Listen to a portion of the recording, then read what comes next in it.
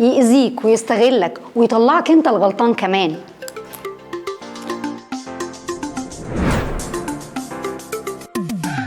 سمحت لحد يستغفلك فاكيد انت الغلطان مش هو. في ناس كده شايفين بدل ما انت سمحت لي اذيك يبقى انت تستاهل الاذيه، والشخصيه دي هتلاقيها من اذكى الشخصيات في التلاعب بالناس، وده بسبب اساليبهم الملتويه الكتيره. ما بيتعاطفوش مع حد، بالعكس كل ما تسمح لي استغلك واذيك هعمل كده. الكذب والاستغلال اسلوبهم في الحياه، اما الندم وتأنيب الضمير فده مش في قاموسهم اصلا. دايما عندهم ألاعيب واساليب كده عشان يقنعوك ويكسبوا تعاطف. الشخصيه دي اسمها اضطراب الشخصيه المعاديه للمجتمع او السايكوباتي. لما قريت اكتر في علم النفس لقيت انهم مش بس قتله ومغتصبين وحراميه موجودين في السجون، لا دول ناس كتير جدا حوالينا عندهم استعداد يستغلونا وينصبوا علينا، لكن ما عندهمش اي احساس بالذنب خالص. زي السايكوباتي اللي في العيله اللي بيستغلنا عشان الفلوس وبيعتبر ان ده حقه علينا لمجرد انه محتاج، والسايكوباتي بتاع الشغل اللي عنده استعداد يعمل اي حاجه عشان يوصل اللي هو عايزه او ياخد حق مش حق. السايكوباتي ملوش اي رد على افعاله عشان نقول له روح لمختص. لكن احنا لو لقينا حد حواراته كتير ومش سالك وبيستغلنا نحذر منه، لا تشاركه ولا تامن له وما تسيبوش يستغلك، واهرب منه وقول